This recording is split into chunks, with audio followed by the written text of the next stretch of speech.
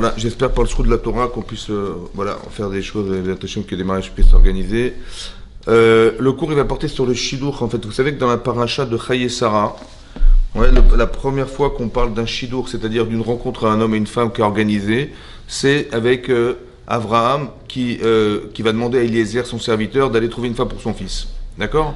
Et donc c'est intéressant de voir comment il a procédé et qu'est-ce qu'on peut tirer nous comme leçon qui vont nous permettre de plus de mieux comprendre comment fonctionnent les choses, etc. Comment fonctionne le shidur, comment fonctionne comment Hachem organise les rencontres, etc.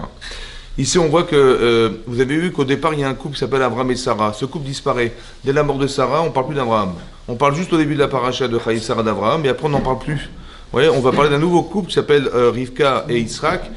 Et c'est ce qu'on va essayer et c'est ce que la Torah ici va nous apporter ici, que Eliezer, qui est le serviteur d'Abraham, il va avoir pour mission d'aller trouver la femme de Yitzhak. Voilà. Il faut savoir qu'Abraham, c'est son maître. Ouais, son maître, c'est lui le maître à penser, c'est lui qui va lui apprendre la Torah. Et donc, il est très très proche de son Rav Abraham. Maintenant, il a le privilège, Eliezer, d'aller trouver la femme de Yitzhak, qui est en vérité la base de ce qui va composer le peuple juif. Je ne sais pas si vous vous rendez compte du privilège qu'il a. À part ça, il lui fait confiance. À part ça, s'il lui demande d'aller chercher, c'est qu'il a vraiment des compétences particulières, puisqu'il va trouver la fille qui va épouser Yitzhak Avinu, c'est spécial. Et là, bizarrement, il a une attitude bizarre. Eliezer lui dit, Oula ilotove Aisha lechatachara. Il dit peut-être qu'elle ne voudra pas me suivre. Bizarrement, il dit peut-être qu'elle ne voudra pas, parce qu'en fait, il devait partir à Haran, qui est en Irak, pour aller trouver une femme pour Israël qui est dans la famille d'Abraham. Il dit, mais peut-être qu'elle ne voudra pas me suivre et venir en Israël. Voilà ce qu'il pose. Alors c'est étonnant, pourquoi c'est étonnant? Moi, ce qui m'a étonné, parce que c'est ton Rav, c'est ton maître. Il te demande d'aller chercher une femme, tu sais les privilèges que tu vas avoir, tout le bénéfice que tu auras d'avoir construit le peuple juif, c'est énorme. Pourquoi tu te refuses à dire et peut-être qu'elle ne voudra pas me suivre? Au contraire, tu devrais courir et aller faire des fiches et aller voir toutes les filles, scanner toutes les filles que tu vas trouver. C'est pas ça qu'il fait, c'est bizarre. Et sur ce, Abraham va lui dire, écoute, il va le faire jurer d'abord, et à part ça, il va lui dire, écoute, c'est pas grave, si tu... De toute façon, Hachem, il enverra son ange. Après, on va essayer de comprendre ce que ça veut dire. Ouais, Malachol et Fanecha, il va envoyer son ange devant toi. Et si elle ne veut pas te suivre, c'est pas grave, tu seras libéré du serment que tu m'as fait. Voilà ce qu'il a dit. Qu'est-ce que c'est cet ange? Alors là-bas, les commentaires expliquent que c'est une prière, en fait. On va voir la force de la prière. C'est une prière. Et là-bas, c'est marqué dans le Midrash Rabbah qu'en fait, la future femme de Yitzhak, c'est Rivka. Et Rivka est la fille de Bethuel. Et Bethuel est le roi de Aram. Donc c'est une princesse. Et le Midrash nous dit que cette fille-là, qui est une princesse, elle n'a jamais levé le petit doigt de sa vie, quoi. C'est une fille qui a jamais été, on a toujours été à son service. Et tout à coup, dit le Midrash, elle a eu envie d'aller à la source d'eau pour aller puiser de l'eau. Et on explique, en fait, c'est ça cet ange. C'est quoi l'ange? En fait, elle n'avait rien à faire d'avoir une source d'eau à puiser de l'eau, et tout à coup, elle a envie d'aller là-bas. Pourquoi? Elle ne sait même pas elle-même. En fait, c'est une inspiration qui lui vient d'Hachem, qui est le mérite, en fait, de la prière d'Abraham Avinu. Ça veut dire qu'on voit qu'il va se passer, par la prière, il va se passer des choses qui ne sont pas forcément cohérentes, mais qui vont amener un mérite, celui d'avoir prié. Et ça va donner envie à cette fille de se retrouver là-bas, et c'est là-bas qu'elle va trouver son zivoug. C'est là qu'elle va trouver Eliezer qui va la proposer à Yitzhak Avinu. Mais vous avez compris ce qui se passe? Ça veut dire qu'on voit que la prière, la tefila, c'est quelque chose de très important, et qui va organiser, qui va orchestrer quelque chose qui est un désir. C'est ça l'ange, en fait. L'ange, c'est le désir qui va venir chez elle, de se retrouver là-bas alors qu'elle n'avait rien à y faire, a priori. C'est ça l'incohérence, mais on voit que quand cette incohérence, c'est forcément pas humain, mais divin, parce que c'est pas logique, mais quelque part, ça veut dire qu'on veut la pousser quelque part là-bas. Et donc, c'est ce qu'elle va faire, elle va se retrouver là-bas. Et même alors, je vais vous dire ce qu'il s'est passé. Donc, normalement, Yitzhak, on lui a demandé d'aller chercher une fille. Donc, qu'est-ce qu'il va faire? Il aurait dû aller chez la famille d'Abraham. Il aurait dû demander où sont les filles, où sont les cousines, les sœurs, etc. Et on va essayer de trouver la fille qui correspond le mieux. Non, c'est ça qu'on aurait dû faire. C'est ça. Eh ben, c'est pas ça qu'il a fait. Et ça, il faut comprendre pourquoi il n'a pas été cherché. Il a fait une tefila. Il a fait une prière. Qu'est-ce qu'il a dit? Je vous lis ce qu'il a dit.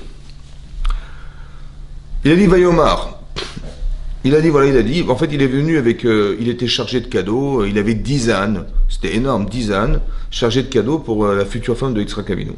Et il a marqué, il s'est trouvé devant une source d'eau, il a dit, Vayomar, il a dit la chose suivante, dans sa prière, Hachem Eloké Adoni Abraham, Hachem, le Dieu de mon maître Abraham, Akrena Lefanaï, présente-toi vers moi par hasard.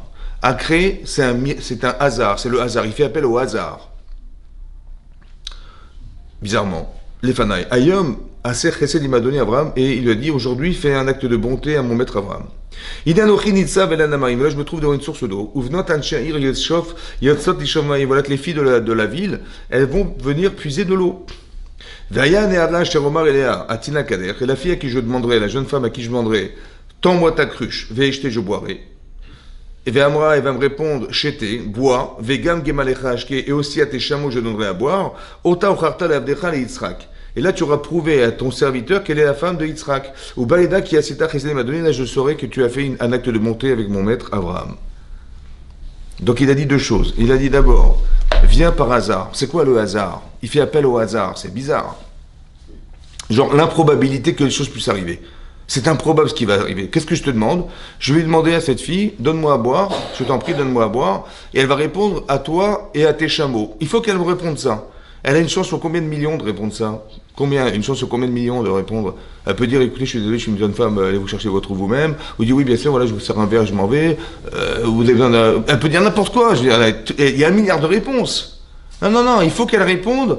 Elle me réponde, ok, je te donne à boire, et aussi à tes chameaux. C'est ça qu'il va demander. Il fait appel au hasard. C'est-à-dire que l'improbabilité qu'elle puisse répondre ça est un révélateur que c'est Hachem qui l'a choisi. Vous avez compris ce que je vous dis là? C'est improbable qu'elle dise ça. À part ça, je vais vous dire un truc. En hébreu, un chameau s'appelle un gamal. Un chameau, c'est un gamal. Mais pourquoi on appelle un chameau un gamal? Parce que le mot igamel en hébreu, ça veut dire sevrer. Quand on dit Israël qu'il avait 2 ans, veigamel, il était sevré, ouais. Il était sevré, Abraham il a fait un grand festin pour son fils à l'âge de 2 ans. Et sevré, ça veut dire qu'il avait plus besoin d'aller téter du sein de sa mère. C'est ça, Gamal. Ça veut dire qu'il est sevré. Vous savez combien ça boit de litres d'eau un chameau? Vous savez combien ça boit de litres d'eau? Un chameau. Combien de litres d'eau ça boit un chameau? Hein? Combien? 2 litres d'eau. 350, c'est une tonne. C'est bon. Combien ça boit de litres d'eau un chameau? Combien? Hein? 100 litres. Ça boit 100 litres. Ça boit 100 litres. Il avait combien de chameaux? 10. Ça veut dire qu'elle devait puiser 1 tonne. Ça veut dire qu'il faut qu'elle me dise ok et qu'elle puisse être capable de puiser 1 tonne d'eau, madame. Vous imaginez ce qu'il a demandé? C'est improbable qu'elle va répondre à un truc pareil. D'un côté, si elle le fait, c'est qu'elle est vraiment une fille exceptionnelle, ouais, de chesed, et à part ça, hein, que non seulement elle doit la boire, et en plus elle donne les chameaux, c'est improbable. Il faut qu'elle réponde ça. Ça veut dire, il faut qu'elle réponde ça. Je vais vérifier qu'elle est une femme qui est vraiment volontaire, comme la famille d'Abraham Avinu, et à part ça, hein, c'est ça que je te demande qu'elle dise. Ok. Je vous lis ce qui est marqué. Je continue. Vaya Nera, ok. Vaya ou Terem qu'il allait d'abord. Avant qu'il ait fini de parler, il n'avait pas fini sa phrase. Vaya Terem qu'il allait d'abord. Vine Rivka Yotzet. Rivka, elle sort. Asher Yuleda ale Betuel, qui est née de Betuel, Ben Milka, qui était la fille de Milka. Milka achète Nachor. Il faut savoir que Nachor, c'est le frère d'Abraham. Milka est la belle-sœur d'Abraham. Et sa belle-sœur, Abraham Avinu, elle a eu un garçon, son frère, il a eu un garçon qui s'appelait Betuel. Et cet homme, il a eu une fille qui s'appelait Rivka. Donc c'est vraiment une famille très proche d'Abraham Avinu. Achi Abraham de Kada Shirma. Ve'anara Tovat Mare, etc. Et donc il a proposé à donner à boire. Et elle répond, je vais donner à toi à boire, et aussi jusqu'à ce que tes chameaux aient fini de boire. Mais en ce qui m'intéresse, c'est ça. Il n'avait même pas terminé sa phrase, et elle était là, la fille. Comment c'est possible que dans la prière, on va demander quelque chose, et dans l'instantané, mais on n'a même pas terminé de prier, la fille, elle est déjà présente. C'est-à-dire que ce qu'on espère qu'arrive, elle est déjà là, la chose. La personne est là. Comment c'est possible? Comment c'est possible que la demande qui est faite par Abraham, par Eliezer, elle s'exauce à l'instant T où il n'a même pas fini de parler. C'est super, si on arrive à comprendre ça, c'est magnifique. C'est-à-dire qu'on va faire une fila et tout à coup, instantanément, les choses arrivent. C'est-à-dire comme si que l'image que j'espère atteindre, elle se rapproche de moi à l'instant T où je finis de parler. Comment c'est possible ça? Hein? Ben moi aussi je suis Hachem, mais comment vous expliquer? Parce qu'on prie tous Hachem, mais on n'est pas tous capables de pouvoir faire que tu finis ta tefila, tu demandes n'importe quoi, et tout ça, ça s'exauce à la seconde où tu as fini de parler de ça. Mais comment ça marche? Alors justement, il faut comprendre comment ça fonctionne. Ouais. Comment ça fonctionne? C'est important parce que on cherche tous à se marier, on cherche un zivour, on cherche un conjoint, on cherche une jeune femme, etc. Donc il faut qu'elle arrive, il faut qu'on puisse la présenter. Elle existe cette femme, mais évidemment, il existe ce mari, il existe, mais évidemment, mais il est où? Ouais, pourquoi ça prend des fois du temps? Et des fois, on n'a même pas terminé de prier, on a demandé à Hachem de l'aide, et tout à coup, là, ça se déclenche instantanément. Comment c'est possible? Il a même pas terminé sa prière. Terem, qu'il allait d'abord, avant qu'il ait fini de faire sa phrase, elle était là déjà, la fille. Comment ça se fait qu'on est capable de rapprocher une image instantanément devant une personne, et des fois, pour la voir, il faut mettre des jumelles. Hein? Parce qu'il la mérite, c'est les grands sadiques. Parce qu'il la mérite. Si c'est marqué dans la Torah, ça veut dire quoi? Pourquoi c'est marqué dans la Torah? Si tu dis que c'est un grand sadique, moi je suis pas un grand sadique, je dis merci beaucoup à Hachem, je range dans un placard la Torah. Ouais. Non, il faut comprendre, il y a une logique derrière. Il faut comprendre la logique. Ça va? Quelle est la logique derrière? Hein? Pourquoi des fois c'est long et des fois ça l'est moins? C'est ça qu'il faut comprendre. Hein? On a fait des péchés. Des péchés, oui, vous dites. Mais on n'est pas des pêcheurs, vous avez une canne à pêche, vous? Hein? Hein? La force d'y croire. C'est la force d'y croire. La puissance de la volonté. C'est le bon moment. Ça, C'est la préparation. La puissance de la volonté. Ouais, c'est possible. Mais pourquoi dans ce cas particulier du mariage? C'est ça que je veux comprendre. Pourquoi la Torah nous parle de ça dans le cas particulier du mariage? Alors, parce que vous posez la question. Hein? Il y a une phrase qui dit Caché Zivou Shalada qui crée Tiamsou. C'est vrai, ouais. Donc ça veut dire que c'est contradictoire. Donc, soit on y arrive tout de suite. Soit on C'est y qui arrive- vous a dit que c'était pour vous que c'était dur? Ça prend du temps. Pour qui c'est dur? Bah, je sais pas. Il faut savoir. C'est pourquoi vous dites que c'est pour l'homme alors? C'est dur pour Hachem. Mais après, je vais vous expliquer ça, c'est une autre paracha, ça. Pourquoi c'est dur pour Hachem, c'est un autre truc. Moi, ce que je veux comprendre, c'est comment on peut prier Hachem et que ça se réalise instantanément. C'est ça que je veux comprendre. Si c'est marqué dans la Torah, ça veut dire qu'il y a une logique. Il faut comprendre pourquoi. Qu'est-ce qui fait que les choses, elles durent? C'est long d'attendre et des fois, on arrive tout de suite à atteindre ce qu'on espère. Pourquoi? Comment ça marche? Oui, c'est le bitachon, mais il faut comprendre comment ça marche. C'est pas simple, il faut comprendre. Pourquoi Eliezer, il n'a pas été chercher lui-même? C'est bizarre. Hein. Pourquoi il n'a pas été chercher la fille lui-même? Il va consulter toutes les filles du quartier là-bas, toutes les filles de la famille d'Abraham, il va la trouver. Il n'a pas été cherché. Pourquoi il n'a pas été cherché? Et finalement, il l'a trouvé sans l'avoir cherché. Vous avez vu? Qui c'est qui l'a trouvé? Ben, c'est Hachem. C'est incroyable. C'est Hachem qui l'a trouvé. Il a prié, elle était là. Qui c'est qui l'a rapproché? Qui c'est qui lui a donné envie de venir à la source d'eau? C'est Hachem. Mais comment ça marche? Ah, écoutez-moi bien. Est-ce que je peux prétendre, de façon sereine et objective, que la fille que je vais trouver, c'est sûr que c'est sa femme ou c'est son mari? On va trouver quelqu'un présente, dit voilà, tiens, cette fille elle est bien pour ce garçon, tiens, ça a l'air de marcher, ça a l'air de coller entre eux, machin. Est-ce que vous pouvez penser objectivement que c'est possible? Dites non, dites non. Dites non, non, c'est mieux. Non, très bien. Ben non, pourquoi non? Parce qu'aujourd'hui peut-être, mais dans 3 heures, dans 3 ans, dans 10 ans, dans 6 mois, on n'en sait rien du tout. C'est vrai ou pas? Donc, puisque c'est aléatoire, est-ce que ça dépend de moi? Ça veut dire qu'il faut faire des choix dans la vie. Évidemment, la vie est construite, la vie est faite de choix, il faut choisir. Mais là, est-ce que je peux choisir? Est-ce que je peux objectivement dire oui, c'est tout à fait elle qu'il faut, oui, c'est tout à fait lui? Est-ce que je peux choisir pour une ou pour elle? Pour l'une ou pour l'autre? C'est impossible. J'en sais rien. Peut-être aujourd'hui oui, mais dans 3 heures non, et dans 3 ans non plus, dans 3 mois non plus, j'en sais rien. On n'en sait rien. Donc qu'est-ce qu'il faut faire? On part du principe, quand on ne peut rien faire, qu'est-ce qu'on fait?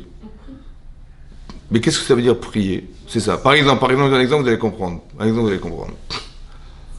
On est sorti d'Égypte. Ça va? Bon. Au bout de 3 jours, on se retrouve dans la mer Rouge. Et bon, on se retrouve dans la mer Rouge, on campe, etc. Et puis tout à coup, on voit les Égyptiens qui arrivent, l'armée de Paro qui arrive, l'armée de Pharaon arrive. Ils étaient armés jusqu'aux dents. On a eu très peur. Là-bas, c'est marqué, Vaïzarako el Hachem. Ils ont crié vers Hachem. Crier, ça veut dire quoi, crier? Ça veut dire qu'on n'est même pas capable de dire des mots. C'est ça, crier, en fait. Ouais, pourquoi on crie dans la vie? Pourquoi on ne peut pas exprimer ce qu'on pense? Des fois, on crie. Ouais. Je sais pas, si une femme... imaginez-vous, mesdames, vous êtes allongé sur votre lit, comme ça, sur votre... et puis sur l'oreiller, vous avez une araignée qui monte au-dessus, là. Ça va? Qu'est-ce que vous faites? Hein? Et, vous criez, ouais. Vous criez. Ouais, une femme, elle crie, voilà. Mais pourquoi tu cries? Je dis, parce que j'ai vu une araignée. Mais pourquoi comment tu peux avoir peur d'une araignée? Ça mesure 2 mm et tu mesures 1,70 m. Comment tu peux... Pourquoi tu as peur d'une araignée? Bah oui, parce que ça m'horripile. Mais pourquoi tu cries? Dis, oui, j'ai vu une araignée. Elle entend rien, Hein? elle entend rien. Ben, il faut aller voir un ophtalmo. Mais vous avez compris, mais comment ça se fait qu'elle crie? Vous savez pourquoi elle crie? Parce qu'elle ne peut pas exprimer verbalement ce qu'elle ressent. Qu'est-ce que tu veux que je te dise? Tu veux que je te dise que... Je ne peux pas te l'expliquer, ça ne peut pas s'expliquer. Donc le cri, c'est l'expression de ce qu'on ne peut pas dire. Maintenant les Israéliens ont crié vers Hachem. Et qu'est-ce qui s'est passé? La mer va s'ouvrir, on va rentrer dans un couloir, etc. Et après on est... Mais comment ça se fait que ça s'est réalisé instantanément? C'est marrant ça. Ils ont crié vers Hachem et la mer va s'ouvrir. Mais écoutez-moi bien. On est dans le désert. J'ai la mer derrière moi. J'ai la belle mer devant moi. Non, je rigole. J'ai la mer derrière moi. J'ai le désert à droite, à gauche. Ouais. Et devant moi, j'ai les Égyptiens. Ça va? Je suis pris en étau, entre l'Égyptien qui arrive et qui va m'agresser. Le désert, qu'est-ce qu'on veut faire dans le désert? À part jouer au foot. Bon. Et derrière moi, j'ai la mer. Donc si je vais nager, je vais me noyer un jour. Si je rentre dans le désert, évidemment que je vais jamais survivre dans le désert. Et si je vais me battre, je suis pas un guerrier, je sais pas me battre. Donc quelle est la solution? Quelle est la solution? Physique. Qu'est-ce que je peux faire physiquement? Qu'est-ce que je peux faire physiquement? Je vais me battre, je vais mourir. Je vais rentrer dans le désert, je vais mourir de faim et de soif. Je vais rentrer dans l'eau, je vais me noyer. Donc quelle est la solution? Quelle est la solution? Hein? Zéro. Zéro solution. Zéro. Mais pourquoi Hachem, il nous a mis dans une situation où il y a zéro solution? Pourquoi Hachem, il me met dans une situation où je ne peux pas choisir? Je ne peux pas choisir. Qu'est-ce que tu vas choisir? Est-ce que tu as une solution physique? Tu n'en as pas. Zéro. Pourquoi Hachem, il nous met dans des situations où on ne peut pas choisir? J'ai compris, mais pourquoi tu me mets dans... mais éprouve-moi dans un cas où je peux choisir. Et puis je dirais, grâce à Dieu, ça a fonctionné. Là, on voit qu'il n'y a aucune chance de s'en sortir. Vous avez compris ce que je veux dire par là? Alors écoutez-moi bien. Quand on ne peut pas choisir, c'est une invitation à le laisser faire. Vous avez compris ça? Quand je ne peux pas choisir, toute ma vie est faite de choix. Tout ce que je vais réaliser dans ma vie dépend de moi. Mais il y a des situations qui sont préposées où il n'y a pas de choix. Alors c'est quoi la solution? La solution, c'est de dire, écoute, c'est moi qui vais faire pour toi. Je vais te montrer que j'existe pour toi à 100%. Vous avez compris ça maintenant? En vérité, quand on dit par exemple, tout ce que, il s'est marqué dans la Gemara dans Betsa, Mésonotav chez l'Adam, tout ce que vous gagnez, toute la subsistance, toute la parnassa, elle vient d'Akadosh Baruch Hu. Ça va ou pas? Il y a marqué Mésonotav chez l'Adam, ça a été fixé à Rosh Hashanah, de Rosh Hashanah, c'était fixé. Donc je sais que ce que je gagne, ça vient d'Hachem. Mais est-ce que vous avez l'impression que ce que vous gagnez vient d'Hachem, ou que ce que vous gagnez n'est que le produit de ce que vous avez décidé de faire? Je sais pas, vous avez fait des études, vous avez ouvert un business, vous avez été voir les banques, vous avez ouvert un bureau, vous avez engagé du personnel, des secrétaires, vous avez mis un réseau informatique, vous avez trouvé le produit de folie, vous avez mis un dépôt, vous avez tout fait, quoi. Bon, et puis vous avez un super graphiste, il vous a fait une pub de malade, ouais. Et Mineh Shamaïm, comment ça Mineh Shamaïm? Avec tout le travail que j'ai fait, mais évidemment que j'aurai les clients, tout le monde va dire, ils ont vu la pub, ils mangent tes produits, c'est le plus beau produit du monde. Bon, il est où Hachem? Hachem, il a fait qu'il a vu la pub. Donc Hachem, il a 2% et moi j'ai 98%. En fait, Hachem, il a 100%. Mais tu ne le vois pas dans ta vie tous les jours parce que tu as choisi, tu as fait des efforts, Parce que je vais vous dire un truc. Grâce à qui j'ai vu? À qui j'ai entendu? J'ai parlé. J'arrive à me mouvoir. J'arrive à comprendre. C'est grâce à Dieu. Les idées. Tu dis, mais j'ai une bonne idée. Mais c'est Dieu qui t'a envoyé. En vérité, c'est lui à 100%. Seulement quand on agit, on ne se rend pas compte, on a l'impression que c'est nous qui faisons. Mais en vérité, il a quasiment tout, Hachem, dans ça. Tout ce que vous voyez, c'est lui, tout ce que nous sommes, c'est lui. Vous avez compris ça? Donc ça veut dire que quoi? Ça veut dire que c'est lui. Seulement, il m'a laissé le choix de pouvoir organiser ma vie en fonction de mon intelligence, de ma sensibilité, de ce que je suis, en fait. Vous avez compris ce que je veux dire? Je participe à ça. Mais ça, c'est quand j'agis. Mais quand tu ne peux pas agir, tu veux dire, on fait du 50-50. Voilà, j'ai fait ça, il a fait ça, il m'a aidé, on a fait ça. En vérité, je ne me rends pas compte qu'il a fait tout. Parce que l'énergie qu'il m'a donnée, elle ne vient pas de moi, c'est lui qui me l'a donnée. Les capacités intellectuelles, c'est lui qui me les donne. Tout ça, c'est lui. Ce sont des outils que j'ai, mais qui m'ont été donnés. Donc c'est très intéressant de comprendre, en vérité, que je ne me rends pas compte, en fait, que c'est lui. Quand est-ce qu'on s'en rend compte? Quand on ne peut plus rien faire. Quand tu ne peux rien faire dans ta vie, tu ne peux rien faire, qu'est-ce que tu veux faire? Tu vas entrer dans le désert? Tu vas rentrer dans l'eau, tu vas te battre contre eux, tu vas rien faire. Et c'est là qu'on va voir, on va crier à Hachem, et c'est là que c'est une invitation à le laisser faire. Plutôt que d'attraper un ulcère à l'estomac en se disant, mais comment je vais faire? Tu dis, mais comment je vais faire? On va rentrer dans l'eau, on va se noyer, c'est une folie. J'ai compris, donc c'est Dieu il est fou, quoi. Il t'a mis dans une situation où tu peux rien faire. Et donc tu vas t'attraper un ulcère à l'estomac parce que tu peux rien faire. Mais non, c'est l'inverse, il ne faut pas penser comme ça.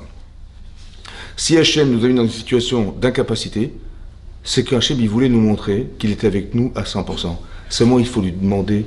Alors écoutez-moi bien maintenant. Comment tu demandes? Si tu dis, écoute, aide-moi, donc si tu penses que tu vas faire quelque chose. Mais si tu dis, Hachem, écoute, je veux juste savoir que ce que j'ai pensé, ce que je pense, c'est-à-dire, je vais trouver la fille qu'il faut pour Yitzhak, seulement je n'ai pas l'audace de dire que je vais la trouver. Je n'ai pas l'audace de dire que je vais la trouver. Il faut que toi, tu me prouves que c'est elle. Alors, tu sais ce que je vais faire? Je vais faire appel au hasard. Parce que le hasard, c'est toi. Et je vais dire quoi? Je vais proposer. Je dis, écoute, je lui demande à boire. Elle me dit, ok, et à tes chameaux. C'est bon, ça sera elle. Je saurai que tu l'as choisie. Juste que je sache. Si je pouvais qu'être l'intermédiaire du mariage de Yitzhak Avinu, super. Je n'ai pas la prétention de dire, ouais, j'ai trouvé, machin, j'ai ma photo dans le journal, monsieur, il a trouvé la femme d'Yitzhak Avinu. Non, non, non, je ne vais pas rentrer là-dedans. Pourquoi je ne fais pas ça? Parce que je n'ai pas la prétention de dire que je vais trouver cette fille. Vous avez compris ce que je veux dire? Qu'est-ce qui peut prétendre un truc pareil? Donc ça veut dire que quoi? Ça veut dire que si tu penses que tu vas y arriver seul, ou du moins tu te donnes les moyens de faire seul, alors on va attendre que tu sois pas capable de pouvoir y arriver. Maintenant, ton doute, eh ben, c'est le temps de la trouver, la fille, ou de trouver le garçon. C'est ton doute, en fait. Ben, le temps, quand tu vas te construire, quand tu vas être clair. Mais si tu penses que de toute façon, c'est pas dans tes mains. C'est ça qu'il a pensé Eliezer. C'est pas dans tes mains. Donc, qu'est-ce que tu dis à Hachem? Il dit, moi, je n'ai pas la prétention. J'ai juste besoin de savoir une preuve. C'est tout ce que je veux savoir. Je veux sentir. Je veux voir que, effectivement, ça se passe comme j'avais dit. Voilà. Et ça, hein, c'est ça qu'il a fait, Eliezer. Il a fait appel au hasard. Il a fait appel à Akadosh Baruch Hu en disant, j'ai besoin que d'un signe. Que tu me dises, voilà, j'ai proposé à boire et à mes chameaux, c'est en réponse à, ce qui est improbable. Hein. Improbable. Alors je saurai que c'est elle. Et c'est ce qui va se passer. Mais pourquoi ça n'a pas pris de temps? Parce que je suis complètement subordonné à sa volonté. Plus je pense que je vais faire quelque chose, et plus le temps va passer. Encore une fois, on ne parle pas de choses qu'on peut faire soi-même. Je parle de choses que je n'ai aucun pouvoir. Je n'ai pas la prétention de dire, ni la prétention de faire. Je me retrouve devant la mer Rouge, qu'est-ce que tu veux que je fasse? J'ai rien. Ce sont des occasions qui ont été données pour proposer à Kadosh Baruch Hu d'intervenir, lui. Là, tu verras de tes yeux que c'est Dieu à 100%. C'est ça qu'il veut faire Hachem. C'est pour ça qu'il fait tarder. C'est pour ça qu'il met une difficulté pareille. Ça veut dire qu'il y a des gens qui ont une grande neshama et que la potentialité qu'ils ont, elle doit pouvoir s'exprimer. Alors, on crée des situations pour mettre en éveil ce qui est potentiel chez la personne. C'est pour ça qu'il y a des gens pour qui c'est plus long que des autres. Pourquoi? Comme vous avez vu, par exemple, toutes les imaos, toutes les maîtresses, elles étaient stériles. Mais pourquoi tu crées une souffrance pareille à cette pauvre femme? Une femme, elle va avoir des enfants comme tout le monde. Pourquoi cette souffrance? Parce qu'en vérité, il y a un potentiel chez la personne. C'est quoi la potentialité? C'est la capacité de s'attacher à Dieu. Alors Hachem, il va priver de l'essentiel pour qu'elle s'accroche à Hachem. Et quand elle s'accroche à Hachem, la réalité qui doit se présenter à elle va se présenter automatiquement. Parce que, en fait, la difficulté, on ne va pas prier pour enlever une difficulté, on va prier pour s'accrocher à Hachem. La difficulté n'a de sens que pour permettre à la personne de basculer à autre chose, à une autre personne. Vous avez compris? Donc, il m'arrive un truc, je ne vais pas prier le bon Dieu, voilà, je vois par où arriver, je dis, je t'en prie, débarrasse-moi de lui. Ça ne veut rien dire de prier de me débarrasser de Pharaon. Vous savez pourquoi? Parce que Dieu l'a envoyé, il l'a pas envoyé pour que tu lui dises de l'enlever, ça n'a aucun sens. C'est pas ça qu'il a voulu dire à Hachem. Il a voulu dire, je te l'envoie. Maintenant, tu ne peux pas t'en sortir seul. Tu peux compter que sur moi. C'est ça que je voulais que tu me dises, que tu ne comptes que sur moi. En fait, Hachem, il a besoin qu'on s'accroche à lui. Il a besoin de nous retrouver. Il a besoin, comme c'est que, c'est comme tes parents, les parents recherchent leurs enfants. Si on ne me téléphone pas, je suis triste parce que mes enfants ne m'appellent pas. Vous avez compris? C'est ça. C'est ce qui est marqué dans le Midrash Rabbah. Ce que je vous dis, c'est marqué dans le Midrash. C'est marqué là-bas, hein, que quand dans l'exemple de Pharaon qui s'est approché des d'Israël, il crie, en hébreu ça veut dire qu'il s'est rapproché d'eux. Mais là-bas c'est marqué dans le Midrash qu'en se rapprochant d'eux, il a rapproché le cœur des enfants d'Israël vers Hachem. Comment ça se comprend? Explique le Midrash la chose suivante. Une fois, il y a une femme qui était en panique, attaquée, agressée par des gens dans la rue. Et le roi arrive, dit le Midrash, un roi arrive, il entend des cris de femmes dans la rue, et puis la police, il leur demande, ou son armée, de sauver cette femme, la pauvre en détresse. Et il s'avère que cette femme, c'était une princesse. Et il va la voir, il dit bonjour, elle lui dit, ouais, je suis une princesse d'un tel endroit, je dis, ah ben, moi, je suis roi de cet endroit. Et puis bon, il parle avec elle, et puis il commence à s'amouracher de cette femme, mais elle, pas du tout. Elle s'est pas du tout attachée à lui. Bon, puis il se quitte comme ça. Et lui, il voulait absolument la revoir, il ne peut pas la voir, parce qu'elle n'a pas envie de la revoir. Dit le Midrash, c'est ce qu'il a fait. Il a dit, il a envoyé des brigands chez elle. Bon, alors elle s'est sentie agressée, et puis il a envoyé la police. Bon, après que la police soit passée, ils l'ont sauvé, et il a été la voir, et elle lui a dit, mais vous avez vu ce qui m'est arrivé? Je dis, ben oui, je sais, mais merci de m'avoir envoyé la police. Il dit, non, non, c'est moi qui vous avais envoyé les brigands. Il dit, mais pourquoi ça? Pourquoi vous m'avez envoyé les brigands? J'avais envie d'écouter ta voix.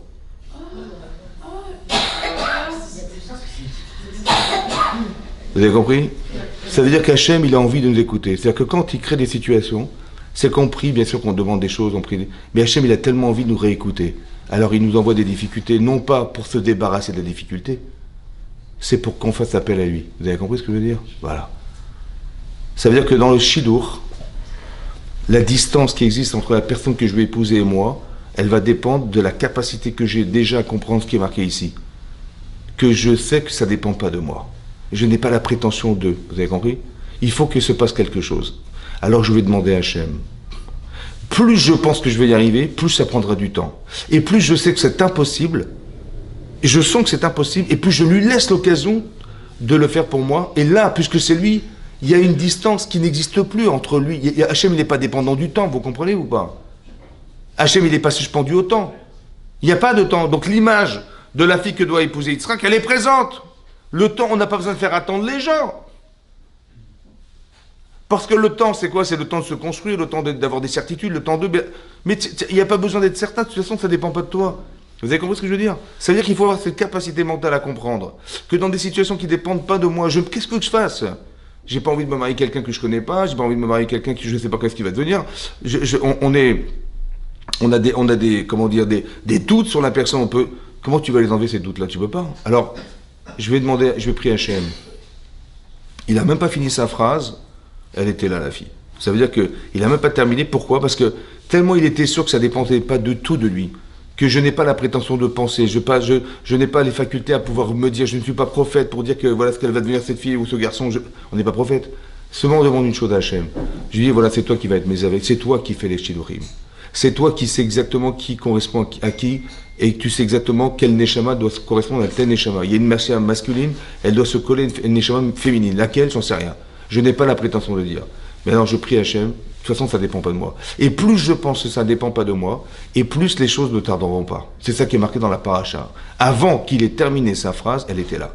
Plus tu dis, ouais, je vais faire ça, bien sûr qu'on doit faire, on n'est pas non plus, on ne va pas s'enfermer dans un cocon, et on pense que, bien sûr qu'il faut parler de soi, il faut se faire connaître, il faut montrer aux gens qu'on a envie, il faut créer les opportunités, mais après, ces opportunités créées, après c'est lui, Hachem, qui va décider. Vous avez compris? Ça peut prendre une seconde, ça peut prendre 20 ans. Mais ça dépend de toi, ça dépend de ta faculté à pouvoir te donner les moyens de te dire, de toute façon, c'est pas dans mes mains. C'est ça la logique que je voulais vous expliquer. La logique, c'est ça. Ce que vous appelez la émouna, le bitachon, etc., c'est cette capacité à plus je pense que c'est pas dans mes mains, et plus j'ai confiance en Dieu. Il n'y a que toi qui peux trouver. Et juste que je voulais savoir, dit Eliezer, un siman, un signe. Et c'est ce qui va se passer. Regardez la différence de lecture. Qu'est-ce qui va se passer? Il va la rencontrer. Il est sûr de lui maintenant, Eliezer. Il a demandé à Hachem à boire, elle a exactement répondu ça. Et elle a dit à mes chameaux, et c'est ce qu'elle a répondu. C'est sûr que c'est elle, j'ai pas de doute maintenant. Qu'est-ce qu'il a fait? Il a pris les bracelets, il l'a mariée. Comme on se marie sous la choupa, il l'a mariée. Il a pris de quelle famille tu viens? Elle a dit, je suis la fille de Bethuel, qui est le fils de Milka, marié avec Nahor. Il dit, mais c'est incroyable, c'est la famille d'Abraham, quoi, c'est extraordinaire. Tout est tombé comme il fallait. Et là, c'est marqué, dans la Torah, c'est marqué que ce passage de la Torah, il est répété de nouveau lorsqu'il va rencontrer le futur beau-père d'Yitzhak. Et il lui raconte tout, voilà ce que j'ai pensé, j'ai proposé, mon maître m'a proposé d'aller chercher une femme pour lui, et j'ai dit peut-être que elle ne viendra pas me suivre. Et là-bas, c'est marqué en hébreu peut-être, ça s'écrit Oulai. Aleph, Vav, Lamed, Yud. Mais lorsque c'est répété dans la Torah, il n'y a pas de Vav. Il n'y a pas de Vav. Il manque une lettre dans la Torah. Pourquoi? Alors on nous explique comme ça. Vous savez pourquoi il a dit, mais peut-être qu'elle ne voudra pas me suivre? Parce qu'Eliezer, il avait une fille qui a grandi chez Abraham Avinu. Et il a dit, mais pourquoi pas ma fille? Ce que je vous dis est inconscient. Ça veut dire que quand quelqu'un, bizarrement, il réagit comme ça, en disant, il réagit en disant, mais c'est pas logique qu'il ait pas voulu y aller. C'est pas logique qu'il ait pensé, les prétexté qu'elle ne voudra pas me suivre. C'est bizarre. Pourquoi tu penses mal? Pense, oui, elle va me suivre, bien sûr, mais grâce à Dieu, elle va me suivre et je vais la trouver. Non, il dit peut-être qu'elle ne voudra pas me suivre. Pourquoi tu penses négatif? Parce que tu es parti pris, en fait. Tu es parti pris dans ta tête. Et tu penses que j'ai quand même une fille, j'aurais tellement aimé que ma fille, elle épouse Yitzhak Avinu. C'est pour ça que tu n'as pas envie d'y aller. C'est pour ça qu'il dit, mais peut-être qu'elle ne voudra pas me suivre. Vous avez compris ou pas? On est parti pris. Ça veut dire qu'il faut faire attention. Que si on est parti pris dans sa vie, si on n'a pas confiance en soi, si on a des préjugés, si on est susceptible, si on est très très timide, si etc., ça veut dire que ça peut bloquer. C'est ça qui se passe. Ce qui va se passer, c'est que ce ou-là, il le peut être, et on va enlever le vav. C'est-à-dire que lui, il avait pensé inconsciemment que ça pouvait être sa fille qui allait épouser Yitzhak. Mais là, il s'est rendu compte avec ce qui est arrivé, c'est sûr et certain que c'est pas elle. C'est sûr que c'est Rivka. Vous avez compris? Ça veut dire qu'on a enlevé un parti pris, ça veut dire que la thérapie de celui qui doute, c'est qu'Hachem il propose des situations qui sont une certitude et qui vont solutionner ses propres doutes. Vous avez compris ou pas? Je dis, mais moi j'aurais tellement aimé d'Eliezer que Yitzhak il épouse ma fille. Ben, c'est une sadéquette, elle a tout ce qu'il faut, cette fille, elle est magnifique. Pourquoi en fait il le pense pas? Mais inconsciemment, il se dit, mais pourquoi il m'a demandé à moi d'y aller? Mais j'ai pas envie d'y aller. Ou même si j'y vais, j'ai pas envie qu'elle me suive. Parce que j'aurais tellement aimé qu'Yitzhak il épouse ma fille. Vous comprenez ce que je veux dire? C'est-à-dire que lorsqu'on est parti pris dans quelque chose, ouais, en fait, on enlève la capacité qu'a Hachem d'intervenir. Parce qu'on pense que ça ne pourra pas se faire ou ça ne doit pas se faire. Ça veut dire que le parti pris, il fait partie intrinsèquement, partie de la capacité qu'on a de s'annihiler entre guillemets pour un cas de jouer. Si je pense que j'ai des partis pris dans quelque chose, le parti pris il a forcément une conséquence psychologique ou bien physique ou existentielle sur ce qui va se passer. Vous avez compris? Comme si que la projection de ce que je dois vivre va dépendre de ma capacité à être objective ou objectif dans ma relation avec Hachem. Il y a un travail à faire là-dessus. Pas de préjugés, pas d'a priori, pas de doute. Vous avez compris? Il faut éliminer. Tu dis, le Rav il a dit ça, mais bon, est-ce que vous croyez franchement, on est dans les bisounours là? Non, il faut vous dire que c'est comme ça. C'est ça l'Emouna. C'est ça l'Emouna. Ce qui me paraît incroyable. Autant que la mer va s'ouvrir, c'est impensable. Qui aurait cru que je vois les Égyptiens arriver, qui aurait cru une seconde que la mer allait s'ouvrir? C'est impensable. Et bien c'est ce qui s'est passé. Ça veut dire qu'il peut se passer des choses incroyables. Comme j'ai vont dire, ah bah t'as eu de la chance, hein, t'as trouvé très vite, ou c'est pas de la chance. C'est pas de la chance. C'est que je suis dans l'aptitude, ou bien j'ai fait ce qu'il fallait, exactement comme Eliezer il a fait. Vous avez compris? C'est pas de la chance. Hachem ne va pas présenter quelqu'un pour rien.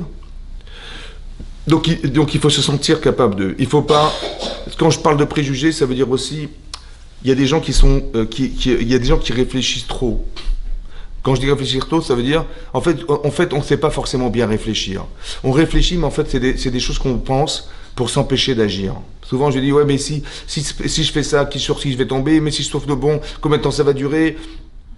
Que des trucs finalement pour jamais se marier, quoi, ou jamais.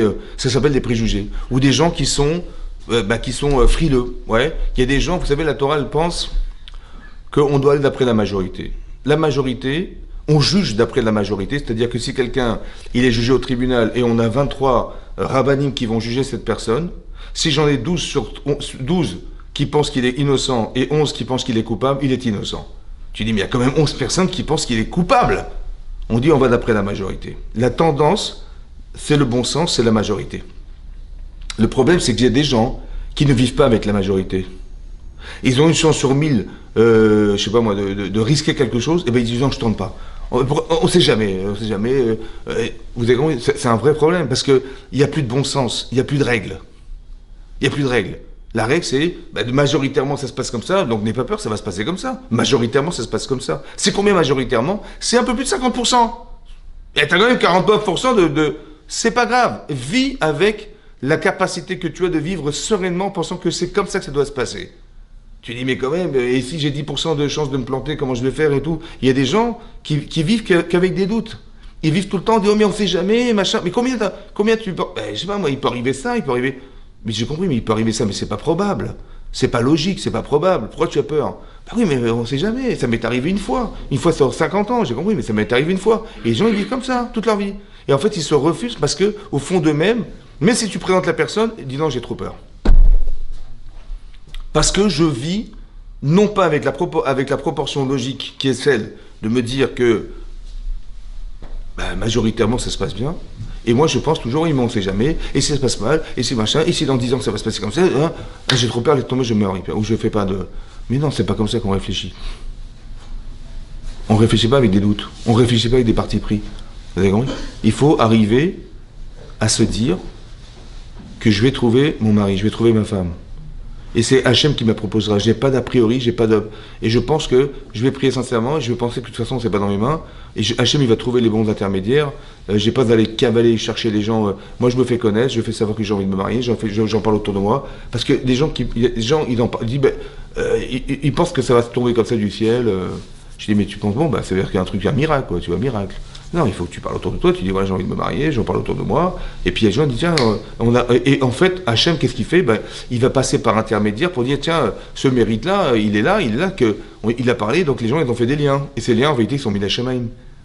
C'est Dieu qui organise les liens, donc il fait ça pour que, on a pensé elle pour lui, et puis finalement, ils se sont rencontrés, ils se sont mariés. Mais, encore une fois, ce qui est marqué dans la paracha, c'est ce fameux Oulaï. Quand il a dit, mais peut-être qu'elle ne me suivra pas. C'est très important. Et il l'a solutionné, Hachem, en faisant que, il a rencontré la femme qu'il fallait pour Yitzhak, il a retiré ce parti pris. Mais ça, il faut absolument comprendre que je ne pars pas avec des a priori sur les gens. Un petit peu comme si on était des enfants naïfs, ouais, pas idiots, mais naïfs, pour se dire, voilà, je laisse. De toute façon, je rencontre quelqu'un, je ne suis pas marié avec lui, ou ni avec elle, c'est juste pour rencontrer. Le problème, c'est que les gens se créent des stress tout simplement parce qu'ils pensent qu'ils vont se marier avec la personne. Et donc, quand tu sais que tu vas peut-être te marier avec lui ou avec elle, tu dis, attends, elle a fait ça, elle a dit ça, oh là, laisse tomber, j'ai peur, j'y vais pas. On t'a pas demandé, tu vas pas te marier. Ça va? Tu te maries pas, tu vas rencontrer quelqu'un. Tu vois, tu rencontres quelqu'un, et puis tu vois, s'il est sympa, si elle est sympa, si vous avez des points communs, et puis on avance. Et on se fait suivre. Et on va, si on a des questions, on les pose. Si j'ai des interrogations, je dis pas non, j'arrête, non. Solutionne tes interrogations. Et laisse, à un moment donné, quand tu vois que c'est cohérent, laisse ouvrir ton cœur. C'est ça la démarche. Mais il faut partir du principe que c'est Hachem qui organise. C'est pour ça que, quand c'est répété dans la Torah, bizarrement, il n'a pas dit à Bethuel ce qu'il a vécu. Il a dit l'inverse. Il a dit comme ça. J'ai demandé à Hachem qu'elle me donne à boire mes chameaux. Et quand j'ai vu qu'elle a donné, elle m'a dit, mais bien sûr, je vous donne à boire et aussi à vos chameaux. Je dis, mais j'étais estomaqué. Je dis, mais c'est pas possible, c'est exactement ce que j'ai demandé. Elle m'a répondu ça. C'était impossible, improbable. Et il a dit à son beau-père, de Yitzhak, il a dit, et là, à ce moment-là, je lui ai demandé, mais de quelle famille tu viens? Et elle m'a dit, je suis la fille de Bethuel, qui était le fils de Milka et de Nahor. Je dis, mais c'est magnifique, c'est la famille d'Abraham. Et à partir de ce moment-là, je lui ai mis les bracelets. Mais c'est pas ça qu'il a fait. Il a mis les bracelets. Et après, il a demandé de quelle famille elle était. Alors que là, il a dit l'inverse au beau-père. Il a dit l'inverse. Il a dit, je lui ai demandé quelle famille elle était. Et après que je me suis assuré que c'était elle, j'ai mis les bracelets. Pourquoi il a changé? Alors il a changé pourquoi?